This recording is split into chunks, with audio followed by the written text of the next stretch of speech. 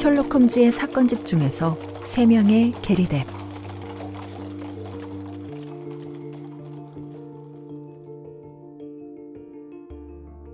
평소 홈즈가 왓슨을 심부름 셔틀 정도로 생각하는 건 아닌가 싶기도 할 때가 종종 있었는데 3명의 게리뎁은 사실은 홈즈가 왓슨을 평생의 친구로서 정말 소중하게 생각하고 있다는 걸 보여주는 단편입니다. 아마 빨간머리 연맹을 이미 들으신 분이라면 뭔가 이야기 구조가 비슷하네 라는 걸 알 수 있겠지만 그럼에도 불구하고 홈즈와 왓슨의 애틋한 브로맨스 이야기가 감동을 주는 3명의 게리뎁 들려줄게요.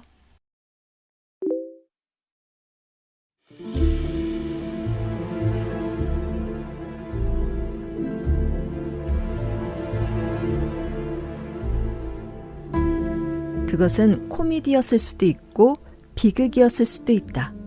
그 일로 한 사람은 뇌세포를 혹사시켰고 나는 피를 흘렸으며 또 한 사람은 법의 처벌을 받아야 했다. 이 사건은 분명히 코미디적인 요소가 있다. 아닌가? 어쨌든 그건 독자들의 판단에 맡기겠다. 난 그날을 정확히 기억한다.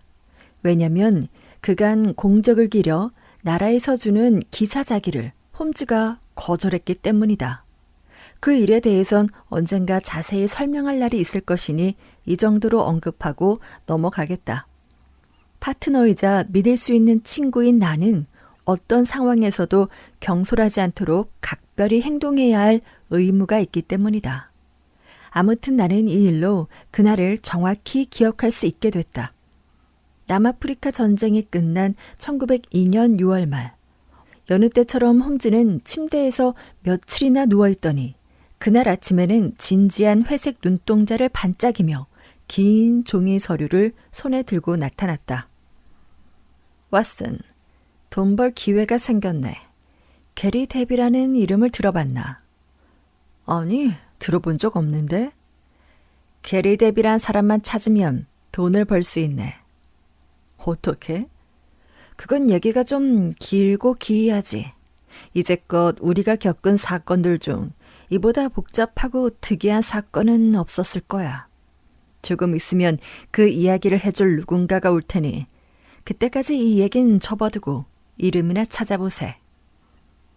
전화번호부는 내 테이블 옆에 놓여 있었고 나는 그런 괴상한 이름이 있을 리가 생각하면서 페이지를 넘겼다. 그런데 놀랍게도 그곳엔 그 괴상한 이름이 있었다. 나는 놀라 소리를 지를 뻔했다. 여기 있네, 홈즈. 여기 있어. 홈즈는 내 손에서 책을 가져갔다. 게리뎁 N, 서부 리트 라이더가 136번지. 실망시켜 미안하지만 이 사람은 내가 아는 사람일세. 이 편지에 적힌 주소와 같군. 이 사람 말고 다른 사람을 찾아보게. 그때 허든슨 부인이 쟁반을 들고 들어왔다. 나는 명함을 집어들고 살펴봤다. 이런, 홈즈, 여기 있네. 나는 깜짝 놀라 말했다. 이건 다른 게리뎁이야. 존 게리뎁. 미국 캔자스주 무어빌의 변호사라네. 홈즈는 명함을 들여다보더니 미소를 지었다. 왓슨, 유감이지만 좀 더 찾아봐야겠군. 이 신사도 이미 알고 있으니까. 물론 오늘 아침에 찾아오리라곤 예상하지 못했지만 어쨌든 내가 알고 싶은 걸 알려줄 수 있는 사람일세. 잠시 후 변호사 존 게리뎁이 들어왔는데 그는 키는 작아 보였지만 강인해 보였다. 미국인 사업가답게 깨끗이 면도를 했는데 활짝 웃으니 나이보다 훨씬 젊어 보였다. 사람의 눈만큼 내면을 드러내는 곳은 없을 것인데 그의 눈은 강렬해 보였으며 생각의 변화를 민감하게 드러냈다. 홈즈 씨인가요? 그가 우리 둘을 번갈아 보며 물었다. 예. 사진이랑 크게 다르지 않네요. 제 이름과 같은 네이든 게리뎁이 보낸 편지를 받으셨겠죠. 거기 앉으십시오. 할 이야기가 아주 많으니까요.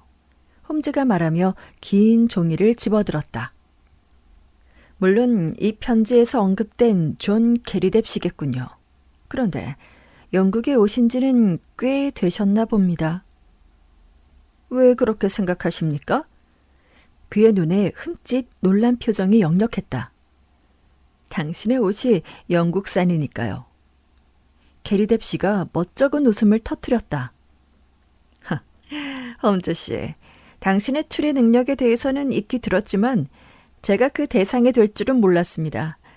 영국 옷이란 걸 어떻게 아셨습니까? 코트의 어깨 부분과 신발의 앞부분을 보면 누구라도 알 수 있을 겁니다.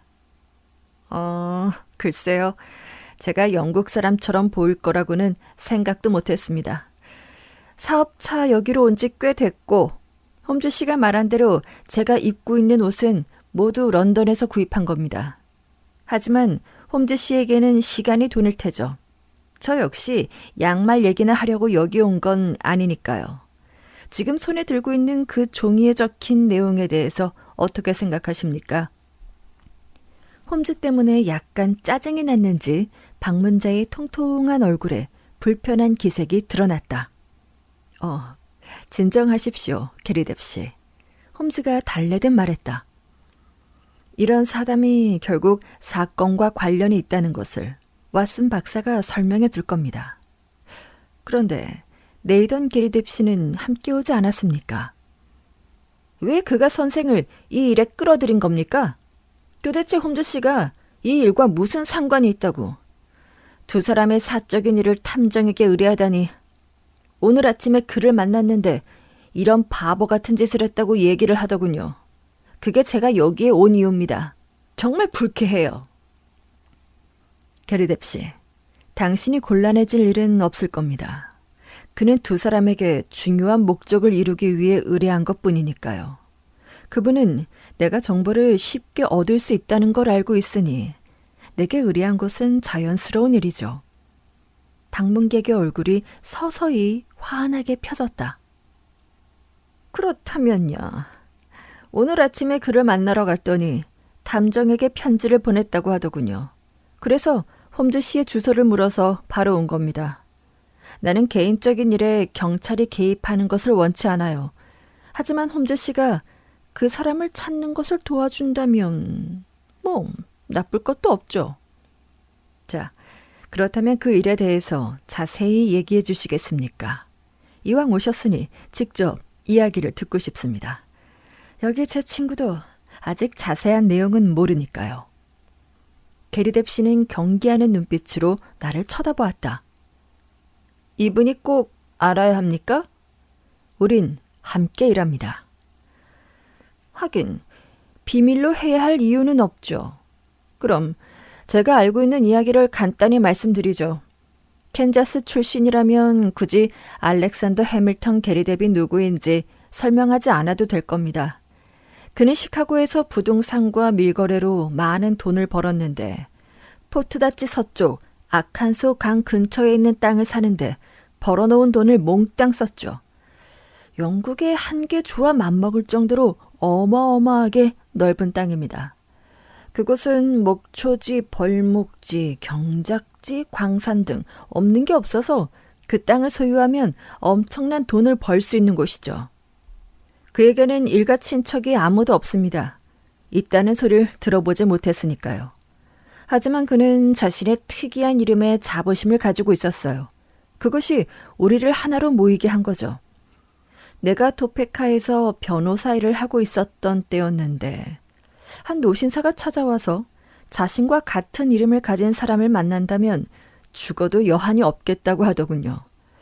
또 다른 게리뎁을 찾아서 세상 끝까지라도 찾아 나설 태세였죠. 그는 나에게 또 다른 게리뎁을 찾아달라고 했어요. 하지만 난 발자 좋게 또 다른 게리뎁을 찾아 세상을 돌아다닐 만큼 한가하지 않다고 했죠. 그랬더니 자신의 계획대로 되면 그렇게 될 거라고 하더라고요. 처음엔 농담인 줄 알았는데 그 말이 무슨 뜻인지 알게 됐습니다. 그리고 나서 1년 후 그가 세상을 떠났고 유언을 남겼죠. 캔자스에서는 지금껏 보지 못했던 아주 이상한 유언장이었습니다. 자신의 재산을 3등분해서 그중 하나는 나에게 주는데 단 나머지 2명을 찾아내는 것이 조건이었습니다. 현금으로 계산하면 한 사람당 $500만 세 사람 모두 모이기 전까지는 손가락 하나도 댈 수 없죠. 너무 큰 기회였기에 저는 변호사 일을 제쳐두고 게리 뎁을 찾아 나섰지만 미국엔 없었습니다. 그래서 영국에서 찾아보기로 했죠. 다행히 런던 전화부에서 그의 이름을 찾았고 이틀 전 그를 만나 상황을 설명했습니다. 하지만 그 역시 저처럼 혼자 사는 사람이었고 여자 친척은 몇 명이 있지만 남자는 없다고 하더라고요. 유서에는 3명의 성인 남자라고 적혀 있으니까요. 그래서 보다시피 우린 1명 더 찾아야 됩니다. 그를 찾는 데 도움을 주신다면 충분한 사례를 하겠습니다. 어떤가 왓슨? 정말 기이하지 않나? 홈즈가 미소 지으며 말했다. 내 생각엔 신문에 광고를 내서 찾는 것이 확실한 방법일 것 같군요. 그렇게 해봤지만 아무 소식도 없더군요. 아, 그렇습니까? 확실히 흥미롭군요. 저도 시간이 나면 알아보도록 하죠. 아, 그런데 도페카에서 오셨다고 했죠. 지금은 돌아가셨지만 그곳에 아는 사람이 있습니다. 1890년에 시장을 지낸 라이센터 스타 박사였죠. 아, 스타 박사님이요. 훌륭한 분이셨죠. 그분의 명성은 지금도 여전합니다. 홈즈 씨, 무슨 일이 생기면 바로 연락할 테니 홈즈 씨도 진행 상황을 알려주십시오. 하루 이틀 안에 다시 오겠습니다. 방문객은 고개를 숙여 인사하고 나갔다. 홈즈는 파이프에 불을 붙이고 나서 호기심 어린 미소를 지으며 한동안 앉아 있었다. 왜 그래? 내가 궁금함을 참지 못하고 물었다. 이상해서. 정말 이상하지 않나, 왓슨? 뭐가? 홈즈가 입에서 파이프를 떼며 말했다. 왓슨, 그 남자가 그렇게까지 장황하게 거짓말을 늘어놓는 목적이 뭘까? 궁금해서 하마터면 왜 그러냐고 대놓고 물어볼 뻔했네. 하지만 그가 우리를 속였다고 생각하도록 놔두는 게 좋을 것 같다고 생각을 했지. 1년이나 입어서 코트 팔꿈치가 닳고 바지는 무릎이 늘어나 있는데 편지에서도 그렇고 여기 와서도 그렇고 런던에 온 지 얼마 안 됐다고 하니 말일세. 게다가 최근 신문에는 게리 뎁을 찾는 광고는 없었네. 내가 매일 신문을 샅샅이 뒤지는 거 알고 있지? 특히 광고라는 내가 좋아하는 사냥터인데 그런 광고가 있었다면 내가 놓칠 리가 없지 않나. 그리고 도페타의 라이산더 스타 박사는 알지도 못하네. 내가 꾸며낸 사람이니까. 이제 그가 거짓말을 하고 있다는 걸 알겠지. 미국인인 건 맞아. 런던에 오래 살아서 미국식 억양은 잊어버렸지만 그가 이런 게임을 하는 이유가 뭘까? 왜 터무니없는 방법으로 게리 뎁을 찾으려는 거지? 그가 악당이라면 아주 기발하게 똑똑한 악당일세. 이제 또 다른 의뢰인도 악당인지 확인을 해봐야겠네. 왓슨, 그에게 전화를 해보게. 전화를 걸자 가늘고 떨리는 목소리가 들려왔다. 예, 네이선 게리 뎁입니다. 홈즈 씨인가요? 홈즈 씨와 통화를 하고 싶었습니다. 홈즈가 전화기를 건네받아 나는 홈즈의 이야기만 들을 수 있었다. 예, 여기 왔었습니다. 그를 모르신다고요? 언제요? 이틀 전에요. 예, 굉장한 일이군요. 오늘 저녁에 집에 계십니까?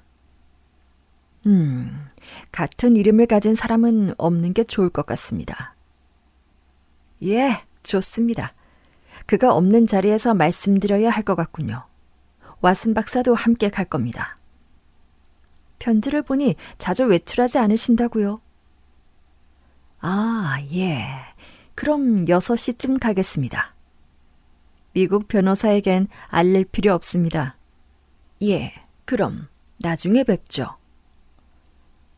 아름다운 봄날 저녁 해질 무렵이었다. 불행한 과거를 간직한 타이번 트리 근처 엣지웨어가에 노을이 내려앉아 황금빛으로 빛났다. 우리가 향한 그 집은 초기 조지아 왕조 때 지어진 건물로 정면에 평평한 벽돌이 군데군데 깨져 있었다. 우리 의뢰인은 1층에 살고 있었고 깨어있는 시간엔 낮은 창문이 있는 이 방에서 지냈다. 홈즈가 기이한 이름이 적힌 문패를 가리키며 말했다. 여기서 꽤 오랫동안 살았나 보군. 왓슨, 이게 진짜 그의 이름일세. 이건 아주 중요한 정보지.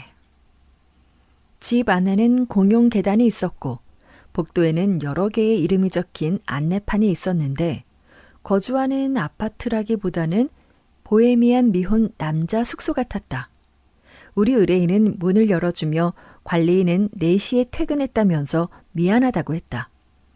키가 크고 수척한 60대 대머리 노인이었다. 시체처럼 창백하고 탄력 없는 얼굴을 보니 운동이라고는 모르는 사람 같았다. 크고 둥근 안경과 작은 염소 수염이 굽어진 등과 함께 괴짜 같은 인상을 풍겼지만 인상과는 달리 전체적으로 친절하고 상냥한 분이었다. 방 역시 주인 못지않게 기이했는데 마치 작은 박물관 같았다. 사방에 벽장과 진열장이 있었는데 그 안에는 지질학이나 해부학적인 표본이 가득 들어차 있었다. 문 양쪽 진열장에는 나비와 나방 표본 상자가 들어있었고 방 중앙 테이블에는 온갖 파편들이 어지럽게 널려져 있었으며 그 사이로 성능 좋은 현미경이 놓여 있었다. 주위를 둘러보면서 나는 이 방 주인의 다양한 관심사에 놀랐다. 고대 동전을 모아놓은 상자도 있었고 부싯돌을 모아놓은 진열장도 있었다. 중앙 테이블 뒤에는 화석뼈가 진열되어 있는 큰 진열장이 있었는데 위쪽에는 네안데르탈인, 하레델베르크인, 크로마뇽인 등의 이름표가 붙어 있었다. 다양한 분야를 연구하는 사람임이 틀림없었다. 그가 오른손에 동전을 닦는 양가죽을 들고 우리 앞에 섰다. 시라쿠라 전성기 때 동전이죠. 그가 동전을 보여주며 말했다. 그들은 급격히 쇠퇴했죠. 비록 몇몇은 알렉산드리아 양식을 좋아하지만 나는 이걸 최고로 칩니다. 홈즈 씨, 여기 의자에 앉으시죠. 제가 이 뼈들을 치울 수 있게요. 그리고 선생님은... 왓슨 박사님? 이 작은 일본 꽃병을 한쪽으로 치워주시겠습니까? 쭉 둘러보셨으니 내 작은 관심사가 무엇인지 아시겠죠? 제 주치의는 외출을 하지 않는다고 뭐라 하지만 이렇게 할 일이 많은데 어떻게 외출을 합니까? 이 진열장 하나만 하더라도 적절하게 분류하는데 꼬박 3개월이 걸리니까요. 홈즈가 호기심 어린 눈으로 그를 훑어보았다. 그렇다 해도 절대 외출을 하지 않는 건 아니시겠죠? 홈즈가 물었다. 가끔 차를 타고 소돔이나 크리스티 경매장에 갑니다만 그 외에는 좀처럼 이 방을 나가지 않습니다. 체력이 좋은 편도 아니지만 연구에 몰두하는 것을 좋아하니까요. 하지만 홈즈 씨, 엄청난 행운에 대한 이야기를 들었을 때 내가 얼마나 충격을 받았을지 상상을 해보세요. 한 명의 게리댓만 찾으면 된다는데 우린 분명 찾을 수 있을 겁니다. 나에겐 형제가 있지만 지금은 죽었고 여자 친척은 자격이 안 된다는군요. 하지만 분명 어딘가에 또 다른 게리뎁이 있을 겁니다. 나는 홈즈 씨가 이상한 사건을 많이 해결했다는 얘기를 듣고 편지를 보냈죠. 물론 미국인 신사에게 먼저 조언을 구했어야 한다는 그의 말이 옳을지도 모르겠지만 나는 최선을 다했습니다. 현명하게 행동하셨다고 생각합니다. 홈즈가 말했다. 하지만 미국에 있는 부동산을 정말 취득하실 생각이십니까? 그렇지 않아요. 이 수집품을 두고 떠날 순 없죠. 그 신사가 이 문제가 해결만 되면 팔아주겠다고 했습니다. 500만 달러나 된다더군요. 경매장에 나한테 없는 표본이 12개나 나와 있는데 수백 파운드가 모자라죠. 그런데 500만 달러가 생기면 국가적으로 가장 중요한 수집품을 가질 수 있게 되는 겁니다. 그의 눈이 안경 뒤에서 반짝였는데 네이선 게리뎁은 또 다른 게리뎁을 찾기 위해서라면 어떤 고통도 감수할 것 같았다. 저는 그저 뵙고 인사나 드리고 싶었을 뿐 연구를 방해할 생각은 없습니다. 직접 사람을 만나 이야기하는 걸 좋아하니까요. 제 주머니에 있는 설문지를 채우기 위해서 몇 가지 물어볼 게 있습니다. 그 미국인 신사는 이미 만났으니 됐고 선생님은 지난주까지도 그의 존재를 알지 못하셨죠. 그렇습니다. 지난 화요일에 왔었죠. 오늘 우리를 만난 것도 얘기했습니까? 그래요. 곧장 내게 왔는데 화가 나 있더군요. 왜 화가 났을까요? 자기 명예가 실추됐다고 생각하는 것 같았는데 돌아갈 때는 기분 좋게 갔습니다. 어떻게 하자고 하던가요? 그런 말은 하지 않았죠. 혹시 선생님께 돈을 요구하진 않던가요? 아니요. 그럼 혹시 다른 꿍꿍이가 있어 보이던가요? 아니요. 그가 말한 것 외에는... 우리가 전화로 약속한 걸 말씀하셨습니까? 예, 얘기했습니다. 홈즈는 생각에 잠겼는데 그가 추리 중이라는 걸 나는 알고 있었다.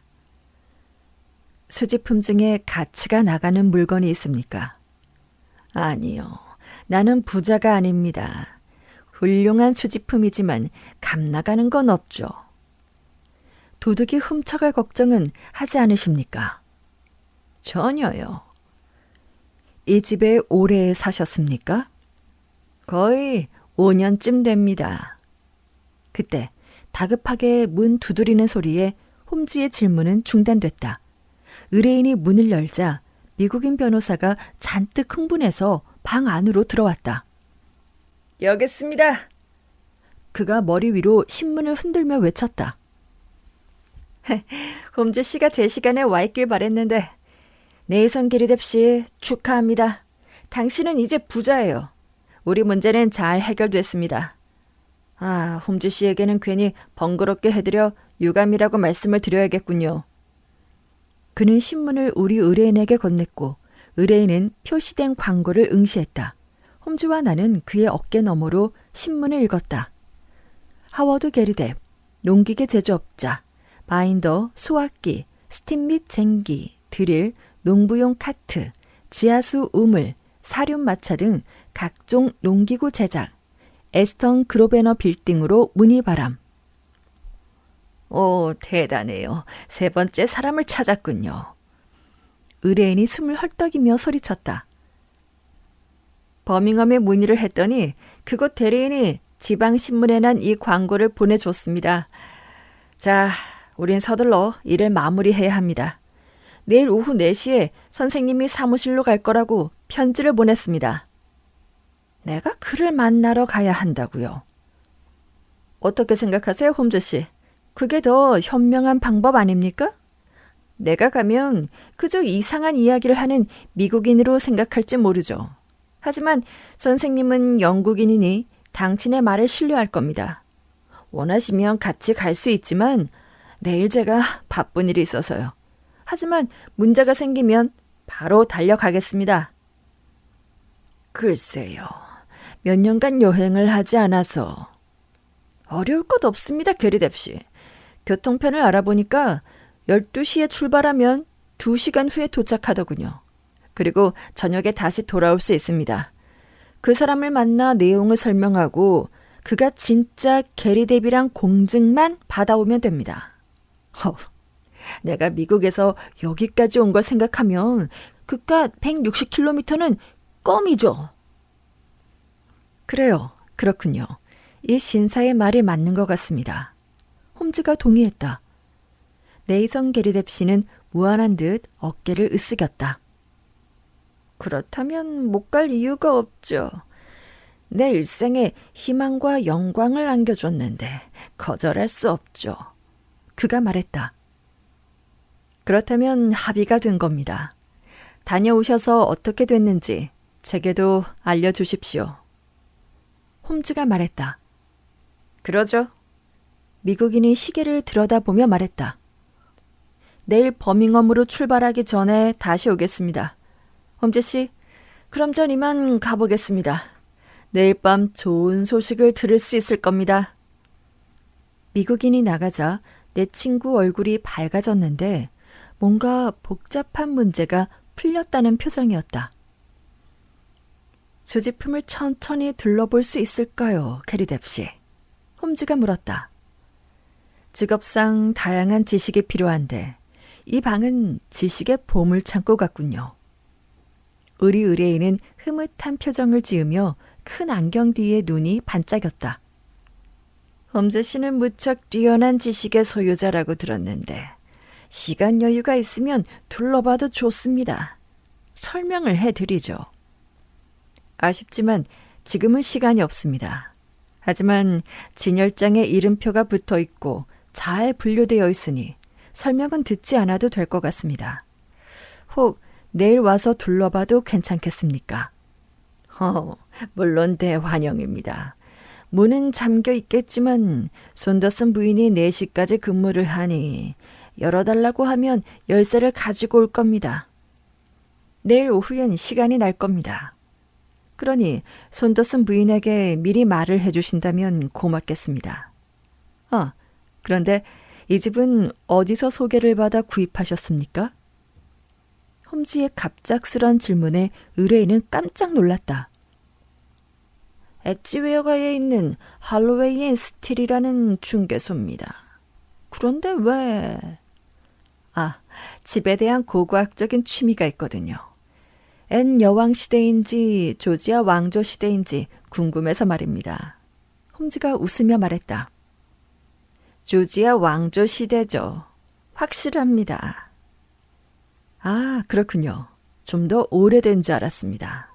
하지만 간단히 확인이 됐군요. 자, 그럼 버밍엄에서 좋은 결과 있으시길 바랍니다. 안녕히 계십시오. 중개업소는 그 집 근처에 있었지만 문이 닫혀 있어 우린 베이커가로 돌아왔다. 식사 후 홈즈가 그 이야기를 다시 꺼냈다. 이 작은 사건도 이제 끝나가네. 자네도 이 문제를 어떻게 해결할지 대충 윤곽을 잡았을 테고. 그래? 난 어디가 머리고 어디가 꼬리인지 전혀 감도 못 잡고 있는데. 머리는 확실히 드러났고 꼬린 내일 가보면 알게 되겠지. 아까 그 광고를 보고 뭐 이상한 거 눈치채지 못했나? 쟁기란 단어 철자가 틀렸더군. 자네도 봤군. 왓슨, 점점 실력이 느네. 하지만 그건 틀린 게 아니라 미국식 영어였네. 인쇄는 써준 대로 찍어내니까. 사륜 마차도 미국식 영어고 치아수 우물도 미국에서 시공하는 방법이지. 전형적인 미국식 광고인데 왜 영국에서 낸 것처럼 꾸몄을까? 왓슨, 어떻게 생각하나? 내 생각엔 미국인 변호사가 낸 광고 같은데? 그런데 목적이 뭔지 알 수가 없네. 몇 가지가 의심이 되는데 우선 그 노인을 버밍엄에 보내고 싶어 한다는 것. 그건 분명하지. 난 그에게 가지 않아도 된다고 말해줄까 싶었지만 오히려 그가 없는 게 도움이 될 것 같네. 내일이야, 왓슨. 내일이면 그자의 정체가 드러날 걸세. 다음날 홈즈는 아침 일찍 나갔다가 점심 무렵 돌아왔다. 이건 내가 생각했던 것보다 훨씬 심각한 문제네, 왓슨. 홈즈가 말했다. 목숨이 위험할지도 몰라. 이번 일은 특히 자네의 목숨도 위태로울 수 있다는 걸 알아야 하네. 홈즈, 우리가 겪은 위험한 일이 이번이 처음은 아니지 않나. 그저 마지막이 아니길 바라는 수밖에. 근데 특별히 위험한 이유가 뭔가? 우린 아주 위험한 사건에 휘말렸네. 변호사라는 존 게리뎁을 확인해보니 그는 다름 아닌 살인자 에번스였어. 잔인하고 사악하기로 악명 높은 인물이지. 난 그쪽으로는 아는 게 별로 없어서. 자네야, 뉴게이트 죄수 목록을 들여다볼 일이 없지만 난 가끔 런던 경시청에 친구 레스트레이드를 만나러 가지. 그들은 상상력은 좀 부족하지만 체계적이고 철저한 수사를 하는 데는 세계 최고거든. 난 혹시 그들의 기록에 미국인 변호사가 있는지 살펴보러 갔는데 범죄인 사진을 쭉 걸어놓은 사진 목록에서 그자의 통통한 얼굴이 웃고 있는 걸 발견을 했네. 제임스 윈터, 일명 모어크로프트 또는 살인자 에번스라 불리는 자였어. 홈즈가 주머니에서 봉투 하나를 꺼냈다. 그의 범죄 목록에서 몇 개를 적어왔네. 나이는 44세, 시카고 태생. 미국에서 3명을 죽였지만 정치적 영향력을 동원해 감옥에서 탈출. 1893년 런던 잠입. 1895년 1월 위털루가의 나이트클럽에서 카드게임 중 총격. 피해자는 사망. 시비 끝에 그가 상대방을 쏨. 죽은 사람은 시카고 유명 위조 화폐범 로저 프레스콧으로 확인됨. 살인자 에반스는 1901년 석방. 그 후 경찰의 감시를 받으며 지금까지는 정직하게 살고 있음. 무기를 소지하고 다니며 언제든 사용할 준비가 되어 있는 매우 위험한 인물. 왓슨, 우리가 잡으려는 녀석은 아주 위험한 놈이야. 그는 대체 뭘 하려는 걸까? 글쎄, 이제부터 정리를 해보자고. 나는 중개인 사무실에 다녀왔는데 우리 의뢰인은 5년 전부터 그곳에 살았다더군. 그런데 그가 살기 1년 전에는 비어 있었다는 거야. 이전 세입자는 월드론이라는 신사였는데 그는 어느 날 갑자기 사라져서는 소식조차 듣지 못했다는 거야. 큰 키에 이목구비가 뚜렷한 검은 피부에 수염을 기르고 있다고 했어. 그런데 런던 경시청에서 확인한 바에 따르면 에반스에게 총을 맞아 죽은 프레스콧도 키가 크고 검은 피부에 수염을 기르고 있다더군. 내 생각엔 프레스콧이 죽기 전 순진한 그 노인의 박물관처럼 꾸며놓은 그 집에서 살았다고 생각이 되네. 그렇다면 하나의 연결고리가 생긴 셈이지. 다음 연결고리는? 지금 나가서 찾아봐야지. 홈즈가 서랍에서 권총을 꺼내 나에게 건네줬다. 나는 내가 아끼는 총을 가져가겠네. 그 거친 친구가 자신의 별명답게 행동을 할지 모르니 대비를 해야지. 1시간 줄 테니 낮잠이나 자 2개 왓슨. 그리고 나서 라이더가로 모험을 떠나자고. 우리가 레이던 게립의 아파트에 도착한 곳은 오후 4시였고 관리인 손더스 부인이 퇴근 준비를 하고 있었다. 그녀는 자물쇠를 열어주었고 홈즈는 나가기 전에 정리를 잘하고 가겠다고 약속했다. 얼마 지나지 않아 바깥문이 닫히고 부인의 본인 모자가 창문을 지나가는 것이 보였다. 이제 1층에는 우리뿐이었다. 홈즈는 재빨리 집안을 훑어보았다. 어두운 구석 벽 쪽에는 진열장이 있었는데 홈즈가 속삭이듯 계획을 설명하는 동안 우린 그 뒤에 몸을 숨겼다. 그자가 우리의 상냥한 의뢰인을 이 방에서 내보내려 한 건 분명하네. 수집가가 도무지 외출을 하지 않으니 이런 계획을 꾸민 거지. 왓슨, 이 방 주인의 이상한 성을 이용해서 이런 기발한 짓을 꾸민 걸 보면 그자는 정말이지 놀랍고 교활한 녀석일세. 도대체 뭘 하려고 하는 걸까?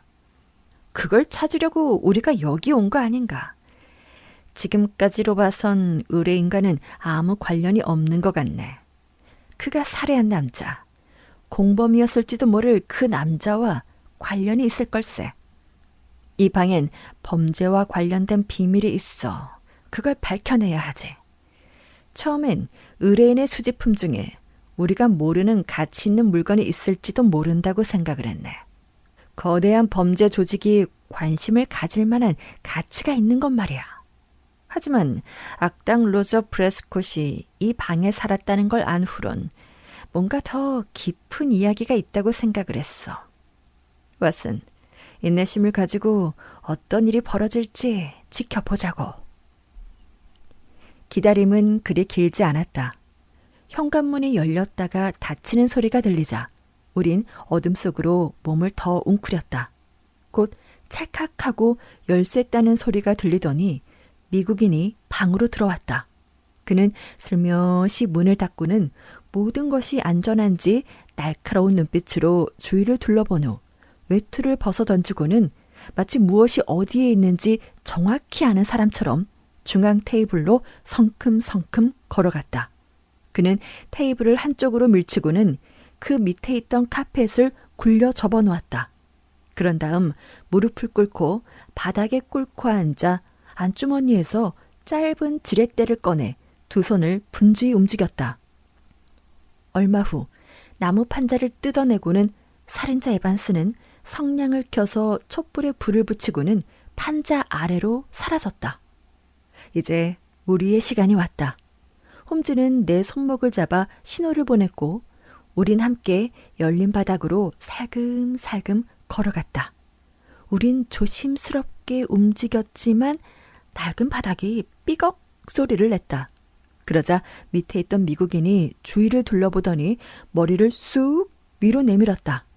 그는 우리를 발견하고는 당황한 얼굴에 분노가 이글거리는 눈빛으로 우리를 쏘아봤지만 두 개의 권총이 그의 머리를 겨누고 있다는 것을 깨닫자 점차 누그러졌다. 이런, 홈즈 씨, 내가 당신을 과소평가한 모양이군요.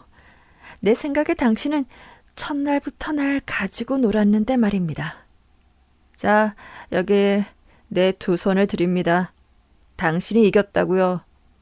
순간 그가 가슴에서 권총을 잽싸게 꺼내 두 발을 쐈다.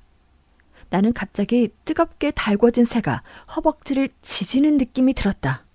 이어서 홈즈의 권총이 그 남자의 머리를 후려쳤다. 그는 얼굴에서 피를 흘리며 널브러졌고 홈즈가 그에게 가서 무기를 빼앗았다. 그리고 나서 내 친구는 강인한 팔로 나를 부축해 의자에 앉혔다. 왓슨, 다치지 않았지? 제발 괜찮다고 말해줘. 그것은 가치 있는 상처였다. 홈즈의 차가운 가면 뒤에 우정과 사랑의 깊이를 확인할 수 있었으니 몇 번 더 다치더라도 좋을 것 같았다. 맑고 강인한 그의 눈동자가 흐릿해지고 굳게 담은 입술은 떨리고 있었다. 홈즈는 위대한 두뇌의 소유자인 만큼 위대한 마음을 소유하고 있었다. 보잘것없지만 한결같았던 그에 대한 봉사의 세월이 인정받는 순간이었다. 괜찮아, 홈즈. 그냥 조금 스쳤을 뿐이야. 홈즈가 주머니 칼로 내 바지를 찢었다. 그렇군. 살짝 스쳤어. 다행일세. 홈즈가 안도의 한숨을 내쉬고는 다시 굳은 얼굴로 멍한 얼굴로 앉아있는 죄수를 노려보았다. 에반스, 총알이 스쳐 지나간 걸 행운이라고 생각해. 만약 왓슨이 죽었다면 넌 이 방에서 살아나가지 못했을 테니까. 자, 이제 모든 걸 털어놓으시지. 미국인은 아무 말도 하지 않았다. 그저 얼굴을 찡그리고 앉아있을 뿐이었다. 나는 홈즈의 팔에 기대 비밀 지하 통로를 내려다보았다. 에반스가 켜놓은 촛불이 환하게 밝히고 있었는데 녹슨 시계와 큰 종이 뭉치, 빈 병들, 그리고 작은 테이블 위에 가지런히 놓여있는 여러 개의 작은 꾸러미들이 보였다. 위조 지폐를 만드는 인색이군. 홈즈가 말했다. 그래요. 런던 역사상 가장 위대한 지폐 위조범 브레스콧의 기계입니다. 테이블 위에 있는 묶음들은 $100짜리 지폐 2,000장인데 어디서든 쓸 수 있죠. 마음대로 가져가시고 저는 풀어주십시오. 홈즈가 웃었다. 우린 그런 짓을 하지 않아, 에반스. 이 나라엔 당신이 숨을 곳은 없어. 당신이 브레스콧을 쐈지. 그렇지? 그래요. 그 때문에 5년간 감옥에 있었죠. 접시 크기만한 메달을 받아도 모자란데 말입니다. 아무도 프레스콧의 위조 지폐를 진짜와 구분하지 못했죠. 내가 그자를 죽이지 않았다면 런던은 가짜 지폐로 넘쳐났을 겁니다. 그가 위조 지폐를 만드는 장소를 알고 있는 건 나뿐이었다고요. 내가 왜 그토록 이 장소에 오고 싶어 했는지 아시겠죠?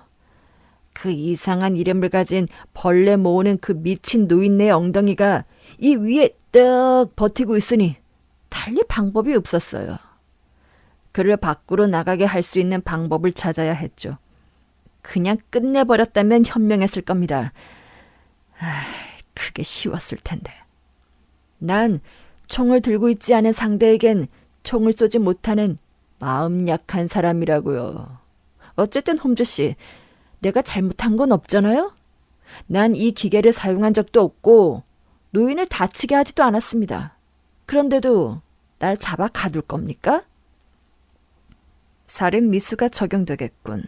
하지만 그건 우리가 결정하는 게 아니고 경찰이 알아서 할 일이지. 우린 당신의 속셈을 알고 싶었을 뿐이야. 어차피 예상하지 못했던 일도 아니고. 왓슨, 경찰에 신고해 주겠나? 이상 살인자 에반스와 그가 꾸며낸 3명의 게리댓 이야기는 여기까지다. 나중에 우리 불쌍한 의뢰인이 헛된 꿈의 충격에서 벗어나지 못해 힘들어한다는 얘기를 들었고 이후 브릭스턴에 있는 요양원에서 지낸다는 마지막 소식을 들었다. 프레스콧의 장비를 발견한 경찰청은 잔칫날이었는데 프레스콧이 죽은 후 장비가 어디에 있는지 알 수 없었기 때문이다. 그런 점에서 에반스는 큰 공을 세웠고 몇몇 경찰들은 정말 접시만한 메달을 만들어 수여해야 하는 것 아니냐고 농담처럼 얘기했지만 법정에서는 농담은 통하지 않았으므로 살인자를 다시 어두운 감옥으로 돌려보냈다.